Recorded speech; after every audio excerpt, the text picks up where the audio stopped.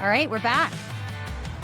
We are back. It has been a week or two for our listeners. It's been an hour for us. We took a little break. Hour. Yeah. Yeah. Sarah put her kids to bed. It's now 9:40 at night. Yep. We're talking about the police station. Here we go. So, what to say, what not to say?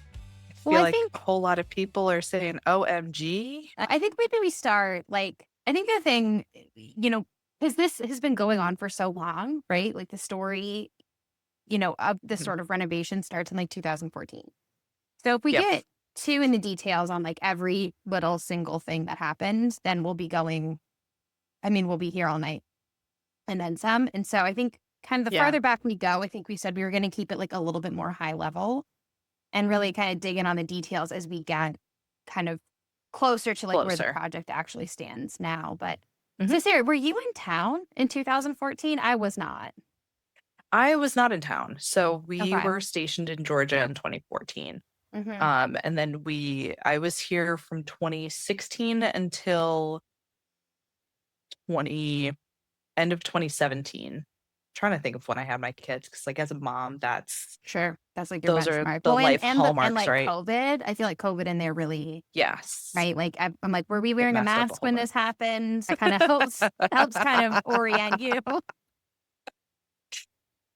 It's so crazy what we look at. How close was I standing to the other people in the story? 6 feet or less, because that really helps kind of.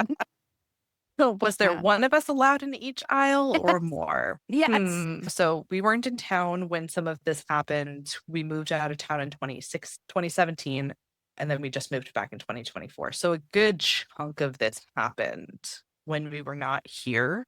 Right. So I get to learn about a lot of the history of this along with many of our besties that are listening in. So buckle up, Buttercup. We're here for a history lesson from Elizabeth. Woo! And so admittedly, I was not in town either when this story started. So the story started in 2014. Fair. So part of the process when the town wants to build something, what they should do is solicit an architectural assessment first. And the architect will come back and say, with what you want to do, we think it would cost you this amount of money. Right. So in 2014, and it took a while, I didn't learn this until I finished listening all through all the town halls about the police station. But basically, it sounds like what happens is the council at that time went and said, we want to take out this much money and we want to renovate these buildings. And then sort of went to the architects and said, well, this is our budget. So what can you do within this budget? And turns out very little. So the bond in 2014 that was taken out was for about $5.4 million, which, is not, even in 2014, was just not going to be enough to cover the 3 building renovations that they wanted to do. So they wanted to do the Bushy School, former Bushy School, which is the police station, but at that time also had the town hall annex. Yep. They wanted to do Kendall Dean, which is now basically town. Yeah. And then Memorial Town Hall. So what basically happened is they did Kendall Dean and not Kendall Jenner, Kendall Dean and Memorial Town Hall first. By the time they finished those projects, there really was not much left. I think in my notes, it looks like we had about $2 million left, I think, for the police station, which was just not going to be. I mean, when you take 5.4 and you divide it by 3, you're not going to have much for any of them. Right. So fair. No, totally fair. So 2018 rolls around. We finally get to the police station, and it becomes apparent that the station is in much worse shape than was sort of apparent kind of earlier on. So there becomes this debate kind of throughout the 2018 up until really 2023. There's this debate, a long time. There's this back and forth on, do we tear the building down and just build a brand new station? Or do we renovate what's currently there? Okay. So 2022, Hmm. we get information from the insurance trust that insures town buildings that basically says, like, this is not up to a minimum level of safety where we can even insure the building. So we put about $80,000 into just those bare minimum repairs Then in 2023, we find out again that the building needs another $1 million worth of work. So basically, the timeline of events is we find out from the trust, hey, once again, like, this building's not insurable. The town government at the time says, like, so we've decided that we want to tear down the building and rebuild it, and we are going to the voters to request a $20 million bond to build a new police station. Mm-hmm. They put that on the ballot, and the town says no. So that ballot initiative fails. And then the town had to spend another $1 million to renovate because of that initial concern about insurability. I mean, I kind of want to make the point too that minimum standards are not actual good Correct. standards, Correct. This is not right? minimum standards for a police station. This is minimum liability standards that would allow the building to be insured. Exactly. So Yeah. minimum standards for this police station is not they're working in a good quality environment. It is Mm-hmm. just we will not be liable if this Yes. falls down Yes. because we've shorn up the things that are Yes. falling down. And I think Yikes. I want listeners to hold on to this kind of theme of, like, minimum standards throughout, because this is going to come Mm. up again and again, right? This idea that, like, well, we've done the minimum, but that doesn't seem to be enough. So now we're in 2023. The town has said, like, we don't want to spend $20 million on a new station. Mhm. Town did not have the appetite for that. So we do $1 million. So again, I think just to keep people in mind around the budget, we've now spent $1,080,000 to just keep Mhm. bringing the building up to the minimum standards of repair. And then every single time we've solicited an architectural assessment, which has been a couple times now in this timeline, we Mhm. also have to pay for that. Correct. Right. So at this point in time, we have probably spent around 2 million just to, like, Keep kicking the just can down the road. basically. Yeah. So, Yeah. and I don't know the exact numbers, right? I'm making an assumption, but I know for sure we've spent $1 million on one set of repairs, Mhm. $80,000 on another set of repairs. And then we've also paid for multiple architectural assessments. So Yep. this now, and this now brings us up to the end of 2024. So we're in October 2024. We have a town council who's coming to the end of their term. This is going Mhm. to be right before the November election. And so we say, like, okay, we're going to renovate. So we bring in, and we switched back and forth between different architects throughout, from 2014 up to 2024. We've had different architects. We bring back in Signal Works, which is an architect we had been working with. And they Mhm. basically presented a proposal that was sort of like a menu. And they were like, we had a grant Yeah. of about $1 million at the time, separate from the bond. So we had been given a grant Mhm. specifically for energy efficiency. So it was like, okay, so if you just spent this $1 million, nothing else, you could get this. Yep.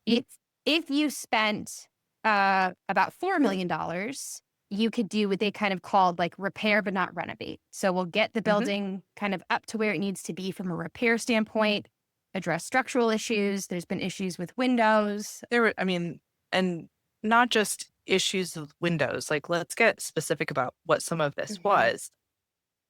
The brick facade was crumbling and water was getting in, which can Yes. cause mold problems. Yes. There's also exposed The wires, Yep, asbestos. exactly. And on top of that, the damage to the windows and the doors was also causing water to leak in at those points Hmm. too, which further degrades the material, allows the water in, Hmm. again, mold, water damage, all kinds of Yeah. things. I mean, they presented it in a really good way of here are your different options. The menu Hmm. analogy is spot on. that option would have brought it, the repair but don't renovate, would have brought it up past that minimum viability, right? Mhm. It still would have all of these issues. It would still kick the can down the road on several different things, but it at least would have improved it. And now here we are 2 years later. Well, so here's what's happened in those 2 years. Yeah. So this is 2024, and they say, "Okay," the town initially says, "We're gonna do the renovate or so repair but not renovate plan," right? So let's just make Hmm. all the repairs. They earmarked about $4 million in the reserve fund. And then what ended up happening over about a 2-week period, so from one town council meeting to the next, is the town was able to find about $2 million more in grants, which brought the budget up to about $6 million. $4 million coming from the town, $2 million coming Hmm. from grants. So with the process there, what happens is the town says, like, okay, our budget is $6 million. And the architect then goes out and solicits bids from contractors. And then contractors come back and say, this is what we think we could actually do the project for. So now Right. you're getting kind of a new estimate. So when the contractors came back, that budget was basically 6 to 9 million, depending upon how much the town wanted to do. But the average was kind of closer to like 7.5 million. And with this sort of window of 6 to 9 million, it was going to Yeah. depend upon if the town included things like a sprinkler system in case there's a fire. It also included the town wanted to do a detached garage, which would help with some storage problems that the station was having, and Hmm. a sally port, which was basically, is from what we've understood in our research, like if an officer detains somebody, brings them to the station, that period of time when they're transferring that detainee from the police vehicle to the station is the most dangerous time for an officer. So a sally port would provide a secure location by which that transfer could take place. So it's protective to the officers. It's also protective. I mean, Sarah and I have both worked in Yeah. behavioral health, and we know, like, we have had clients in the past who have had psychotic breaks that can be violent, and it's also very dangerous to the detainee. Hmm. We, I think, particularly in Rhode Island, have worked, to implement programs that get people who are experiencing psychiatric problems to hospitals, not police stations. But Yep. sometimes, like, we've definitely worked in scenarios where you didn't necessarily realize how Right. unwell somebody was in the moment. This also Hmm. could apply to people who are very intoxicated, right? So it's a safety issue for the Sally Port. 100%. Um, so then The in other addition to that, they also talked about, I don't know, have any of the listeners have been in the parking situation, but this sort of 9 million can also have included some parking. exactly. So basically, so now we're moving into 2025, right? So there's an election in 2024. We've moved into 2025. We're getting this estimate from the contractors. They're saying kind of 6 to 9 million. And then the cost went up again to about 10.6 million because of the severity of the asbestos, which is another big thing that's kind of driving up this renovation cost, is that the whole building is going to have to be tented and all the asbestos is going to have to be abated. So at that point, we're kind of at this upper limit of about 10.6 million. And the town council brings it back to the voters. And in early 2026, the town voted and approved a $9 million bond.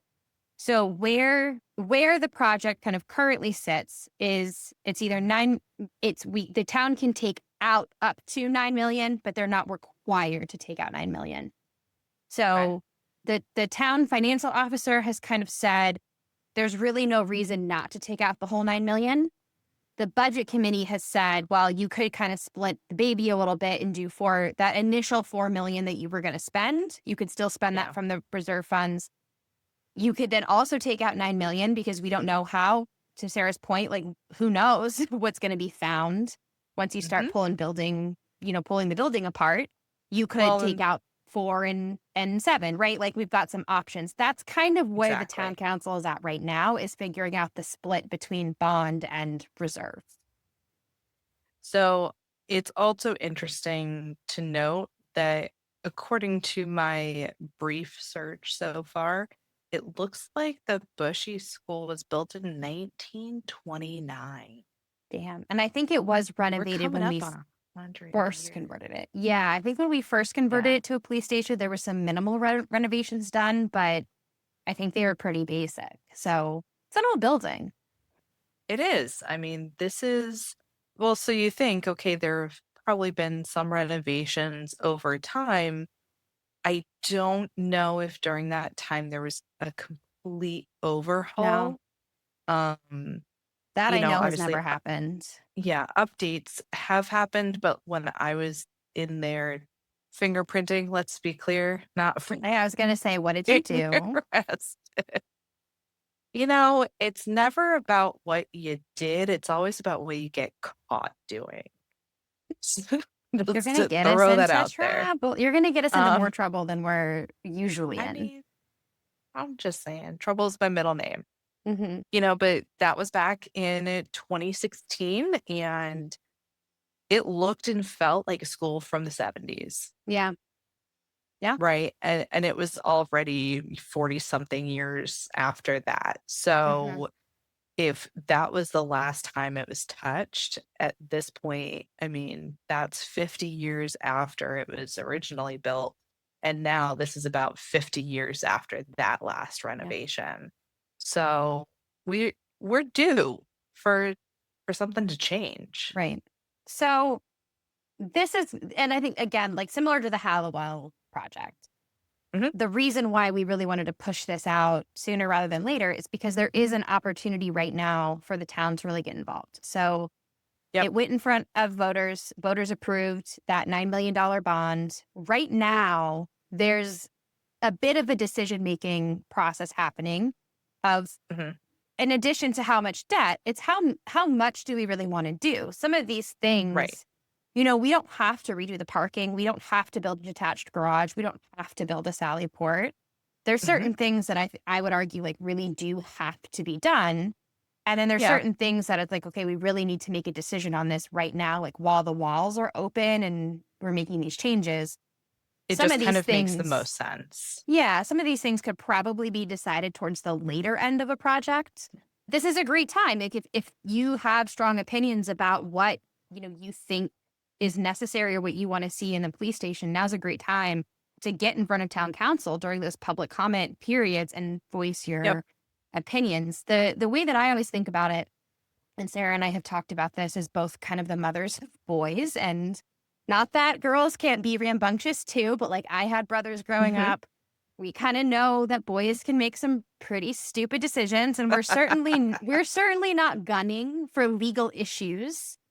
But Yep. it's possible. Like, when I was in school, like my older brother got arrested and he messed Mhm. up and he ended up, I think, having to do like a community service or something, but Yeah, it happened and he was detained. And it and does. it's not, I think everybody thinks about a police station as a place where police go and a place where criminals go. And while that is true, that is also a place that like members of our community go, right? Like there is a Right. possibility, like if my child, God forbid, messes up and ends up Mhm. getting arrested and has to face time for doing something stupid, I don't want him to be detained in a police station that is unsafe. And one Exactly. of the issues right now is that juvenile defendants Mhm. and adult defendants are, by best practice, supposed to be separated by sight and sound. So juveniles should not be able to see or hear adults, and that is not possible in the station as it is built right now.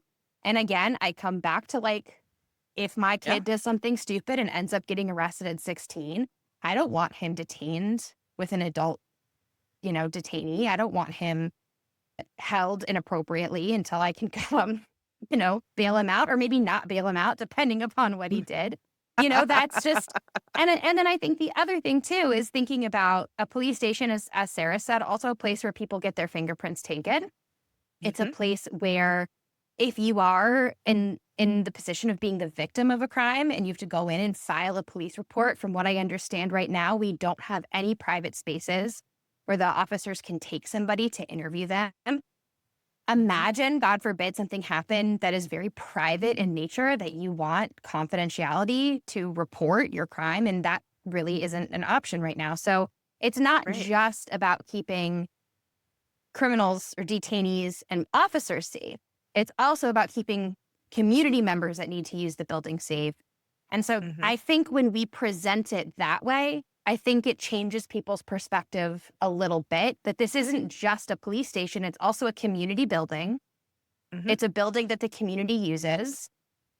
And what is the standard that you want? If you're a citizen, if you're a North Smithfield resident, what is the standard that you want for yourself? Is really what I would ask Right. people. Like, what kind of building do you want to be in? And then you should go in front of town council and you should tell them that. Well, and I think this is kind of reflected in the language. So, Mhm. in the lead up to the special election that was held in February about the bond, there was a lot of lively discussion or notes about the fact that the bond referred to it as public safety complex and everyone else is kind of referring to it as a police Mhm. station. And to be clear, this more has to do with a change in perspective around policing and around what the space is supposed to be used for. Right. So, quick linguistics class for everyone. When typically someone refers to a police station, we are talking about solely enforcing the laws of the jurisdiction that this place is supposed to cover. And the connotation is somewhat that it's kind of punitive, right? Mhm. We are simply writing tickets, we are arresting people, we are charging them with crimes. It's Yes, we're very doing some reactive. administrative. Yes, very reactive. And so we are, we're still doing administrative stuff like taking fingerprints and things like that, taking witness statements. It is very much solely focused on policing. Public safety complexes are more complex. They focus also on proactive things, and they typically cover a multitude of things. So, one of the proposals of part of what the renovation to the police station would include is the municipal court being moved there. That is one of the options on the table. So, instead of going over to Scouters Hall at Pacheco Park and having it be used for that, you instead have municipal court over at the police station, Mhm. which, especially if you have people who are being arraigned in front of the magistrate or you have anything else happen, it kind of makes more sense to keep that all under one roof.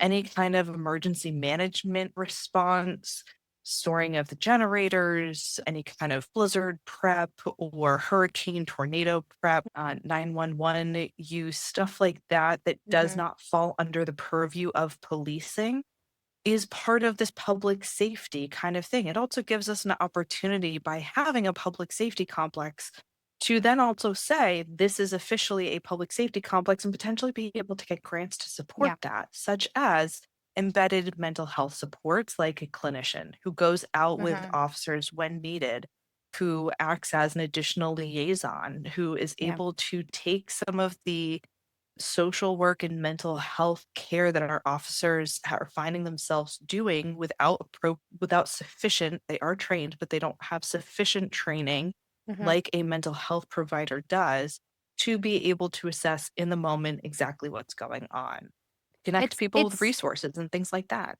you Yeah, I know. think because you and I both really stayed on top of, like, the discourse online. I certainly Yeah. had my opinions. People who are in the Facebook group, I'm sure, probably saw them. I won't pretend like I didn't have my own bias here, And but it's okay to have opinions. yeah, no, I definitely did on this, and that being said, I think there seemed to be a perception that because it was being called a public safety complex, that there was maybe Hmm. some sort of implication that it was gonna be built bigger Hmm. or it was gonna that there was something kind of happening behind the scenes that was gonna exceed the scope. Right. I have listened to many meetings now and gone through so many documents, and I don't see evidence of that. I think Yep. it is just a decision that the community, the town as representatives of the community is making to think about, okay, what do we want this building to do? What is the purpose of it? It's not just a place for the police to stay. It is also, many more things, and having the name kind of reflect that. So, Absolutely. yeah, I encourage people not to get too bogged down in the name police station versus Hmm. public safety complex. Obviously, colloquially, everyone's just calling it the police station, but the project, it is a public safety complex. Yep. Um, so the bond passed. Right now, there's some debate about the scope. I think Mhm. to speak to, though, some of the larger themes that played out throughout this whole process, that like the police station is done. That seems like it's happening, right? There's going to be some tweaks Yeah. along the way, but whether or not we should renovate the building, like that chapter is closed. At this point, I think there's some lessons that can be learned from this process that North Smithfield could maybe apply to future projects. Hmm. Some What of could which those came up. lessons be? Yeah, well, some of them came up in our last episode, right? And so, like, for example, I know, Sarah, you talking about the sort of the minimum versus what is actually appropriate. Viable. Mhm. During the special election, only 994 voters actually came out to vote. So that is under 10%, a little bit shy of 10% of registered North Smithfield voters. So on the one hand, as someone who's pretty involved in town politics and does some tracking around local elections, I was like, ooh, 1,000 people for a special election in February? Like, amazing, right? Because We're hot realistically, stuff. yeah, just realistically, this isn't the type of election that's going to turn out a lot of voters. And I think that Yeah. there's, for people who are really involved and really engaged, there's some understandable frustration about, other people kind of being apathetic. But I think most people are just Mhm. not paying as much attention as the rest of us. That being said, you know, did the town do everything that they could to make sure people knew that this election was happening, to make sure that voters were informed, to make sure that important information was reaching voters in time? I do not. And I do think that we Mhm. probably could have gotten more voters out had those steps been taken. If you were to go to the town, my impression is that they would say, well, we advertised it and, we did all the things that we're supposed to do. You did the minimum, but did you do enough? Did you do what was appropriate? Right. 100%. Because I think it's really telling that the day of the election, people were on Facebook asking where the election was supposed to happen. Right. There were questions that were being asked on a Facebook group that is not affiliated with the town, like officially. It's Right. called North Smithfield, Rhode Island. It is a group, It's but it completely is community run. It's just run by exactly. private citizens. Yeah. Yes. It's run by moderators and admins that while the mods and admins are North Smithfield residents, there are quite a few people in the group who are not North Smithfield Hmm. residents. It is difficult, if not impossible, to tell who is giving their opinion and is a North Smithfield resident, who is giving their opinion and is not a North Well, Smithfield but resident, more significantly, who is giving their opinion and is actually in a position to be speaking, on behalf of, knowledgeably. right. So Yes. what we saw a lot was like people would debate, in the comments or whatever, and Yeah. somebody would pop in who had a good perspective, but was like, well, here's this piece of information that like maybe didn't necessarily completely apply to North Smithfield, but Mhm. it was sort of hard to tell like who was a police officer that was working in North Smithfield and working in the North Smithfield building versus somebody who, Right. who had been a police officer in the past and was Mhm. knowledgeable about police station standards. And I don't want to say Right. that that perspective isn't helpful, but it's not the same thing as having your police chief come out and say, these are the changes to the building that I advocated for, and here is why. Or, Right. this is incidents that we've had with our officers that have made us specifically want, a Sally port Mhm. or storage or whatever. And so it's frustrating when it's like there isn't clear directives coming from the people that you Mhm. need to be getting that information from. Well, and it's information. I think that's the qualifier. It is Hmm. information, but it is not vetted information. Right.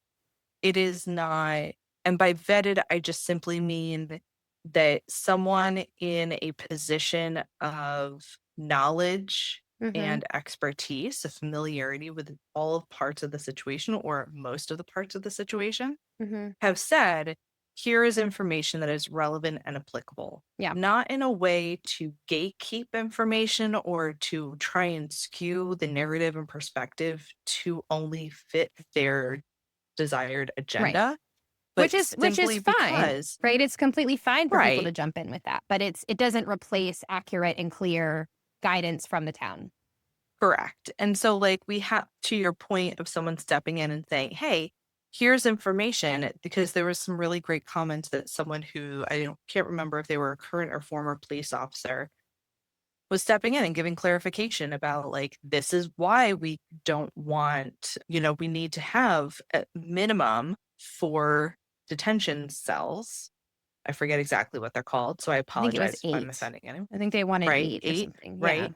It was something like that, but you at least need one for adult women, one for minor women or minor females, one for adult males, and one for minor males, Right, and right? I think And what they were so saying was ideally would be 2 per of each of that each. category, right? And so I Yes. I think what the response of some people in the town was like, "Well, with the arrest with how many people are we arresting in North Smithfield? Why could we possibly need 8 cells?"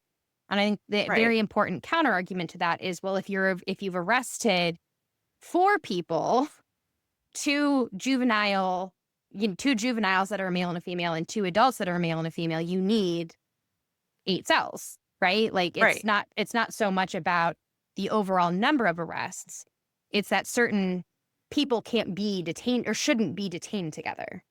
Right. And then especially then if you get into situations where you have multiple individuals who were part of the same incident where for whatever reason they cannot or should not be held Mm, together, you could have 3 minors who are all of the same gender but cannot or should not be housed together. mhm, Now those are taking up 3 different cells, and if you have any more people come in, you are very quickly going to hit capacity. And right, so like, you kind of need to plan for these weird situations simply right, because no one can predict with real accuracy exactly how many crimes a day are going to happen. right, Like, you can find averages, but they are averages. right. There are going to be outliers where you have too few, too many. It changes. Well, and I think the Um, second point, because I think this speaks to there's a lot of the discourse that we saw was this idea of like, do we need this? Like, right. and my opinion is like that's very subjective because Yeah. I searched high and low for some type of standard, Mhm. of an average of like this is kind of the per capita spending on a police station, or this is sort of the things that like a police station should have. And I really couldn't find anything that was publicly available. There's some standards that are proprietary that can be purchased by police stations that are police departments that are Mhm. looking for certification, but like I couldn't access those. I even tried to pay for them and I literally couldn't get my hands on them. So there's really no way to evaluate like if what we're asking for is reasonable. It's a subjective Yeah. opinion.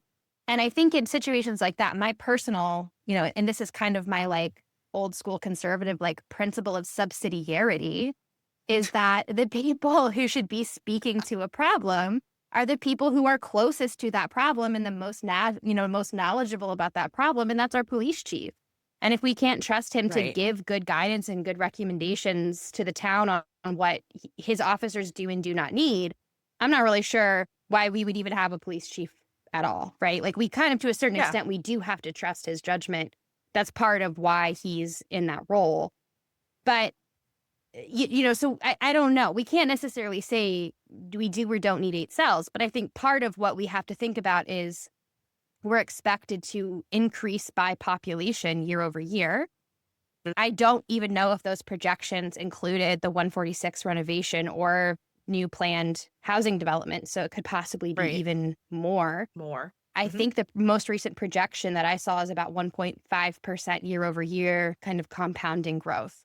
So maybe we don't need 8 cells in this exact moment, but we could need eight cells within the next 5 to 10 years. And do we really want to be back here in 10 years, dragging out another renovation because we didn't Right. plan properly for the town's growth now? Well, and I think one of the things to keep in mind, we see this with Hallowell, we see this with 146 project when we get to that one. We see it with the police station now. You plan for what this needs to support Hmm. between now and the next renovation, and you be realistic. Right. There are going to need to be renovations. Buildings need to be maintained. It Hmm. is part, in my opinion, is part of our obligation as citizens of this town to take care of our town, to Hmm. foster the growth of it, to see exactly what, like, have this idea of what we Right. want our town to look like, and then nurture the town into that vision. And for me, that vision is a town where my kids can grow up happy, healthy, safe, well educated, with connections to their community, knowing that this is a safe place where they are cared for. So we've already kind of talked a little bit about transparency. And Yep. I think, both with the actual advertising of the Yep. election and the communication from the town to the voters on the budget and the scope and what happened to the old money and why do we need this and all that stuff. It's not just, we went to town hall and we had a meeting and we recorded it and you can find it on YouTube. Like that is, Right. you're not hiding anything, but you're not being proactive in your communication. You're not going out of your way to inform the voters or to inform the residents on what you're doing. So that's number one is transparency, but transparency as actual proactive communication. And then I Hmm. think the second thing is planning, right? And having, comparing this back to the Hallowell project. And I think the big difference here is the Hallowell project is something that would be very nice and helpful for the town to have, but Hmm. not having it is not a liability in the way that not maintaining a police Right. station is.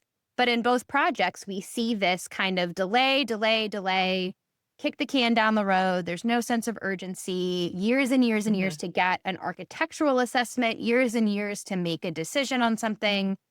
And Yep. then costs keep going up. The building continues to get worse. Meanwhile, now other Hmm. renovation projects across town have propped up, right? So the school needs HVAC. One of the schools needs roof repairs, road work. It continues to be underfunded, right? So we have all these other very expensive projects that need to get done. Right. And because we haven't been spacing out these projects and spending the money gradually over time, we're getting hit with these huge, we have to do a bunch of things all at once. And Hmm. that's really not sustainable, in my opinion. No, it's not, because you can't plan for it. You do not want to get into a position like with the police station where we have just been kicking the can down the road. Maybe that's our new theme. Kick the can down the Right? road. Well, yeah, Right? Kick the can down the yeah. road. Right? Because then we find ourselves in a position where someone is injured or something serious breaks. Mhm. Say and I don't know these nuances of it, but say the electrical goes because it is from 1970, right? Maybe it's not knob and tube, but it Right. is definitely Oh, old. great. And There's we have, wires. There's literally there's, wires. right? Yeah, they Like, posted pictures that in the Valley Breeze. I think it was the Valley Breeze right before the election to kind of yeah, give the public a idea of like the shape of the station. And there's literally just like wires. exactly. Yeah. Wires Um, hanging. All you need is one good mouse infestation. And guess Which I what? think Those, they also have that. I feel like I I think so remember, I don't too. know for sure, but I feel like I remember Right? hearing something about But pest like, control. the mice choose the wires spark together. And we Now you don't have have an a sprinkler electrical fire, system and no and we sprinkler don't have a system. sprinkler system. And Well, guess what? Now we have no choice yeah. about addressing this, because if that building burns, and it burns the way it likely would because there's now Which is by my asbestos, house, by the way. So I would really appreciate for that to not happen. Okay. you don't want a 5 alarm I fire. have I have a vested interest in that building not burning down. Thank you. I'd hope we all do, but Me right? But like, especially. Okay. yeah, I mean, because this is it, right? none of those things you really can prevent Right. happening without doing something about it. Replace the wiring, fix Mm-hmm. the issues so they're not exposed, make sure that we don't have a mouse problem, stuff like that. But it doesn't change some of these underlying issues where the decision is out of our hands. If that electrical Yeah. fire starts, the building burns down, and now it's determined where it is a total loss. And guess what? Now it's not going to be $9 million Yeah. in renovations. It is going to be A a complete rebuild. $17 million kind of Well, full rebuild, yeah. plus the costs. I don't think people are realizing, plus the cost of having to house our police department somewhere Somewhere else else. while that whole Well, rebuild is so, happening. but I think that's an important point because one of the things that I saw a lot in the debates about it was this comparison of it wouldn't cost me this much to renovate my home. And like people having kind of a hard time Yeah. wrapping their minds around why the costs are so high. And I Yep. think it's important to just bring up that like comparing the renovation standards of a municipal building versus Mhm. the renovation standards of a house. And it's like very Rhode Island, right? There's a lot of people who are like, my cousin Tommy can grab a couple guys and come on out and slap that thing up for 3 million or less, right? And Congratulations, it's like love dude. that. However, there's permits and insurance considerations and specific vendors that have to be used. Right? There's a lot of Yeah. considerations that are put in place when it comes to the standards of a town building compared to a home building, number one. Yep. Number two, my home does not need a sprinkler system. A municipal building, Neither the does code mine. for a municipal building does. Mhm. And then in addition, we would have to pay now, like as we're renovating, we're potentially going to have to pay to move officers out of the building into somewhere that where they can work, in part because there's asbestos that has to be abated. So that's a consideration Mhm. in the renovation costs. So all of these things are going to drive the price up. And so I just think as people make decisions, I really want to encourage as you're looking at the budget, as you're looking at the proposed plan, which is available online, and I'm going to link it in our show notes, to Mhm. try not to see it through the lens of residential construction, right? And Yep. to see it really through the lens of commercial and municipal construction, because that's very different, even to the point where like a lot of contractors either specialize in commercial or residential, but not both because the standards are so different and the expectations are so different. The even down, I think, like to the types of flooring that you would use, right? Like you're going to have to use much more durable floors in a high traffic building versus what you would need in your home. So Mhm. all of this kind of comes together to create a much more expensive project than if you were to put in, an accessory dwelling unit in your backyard. Like the two things just don't compare.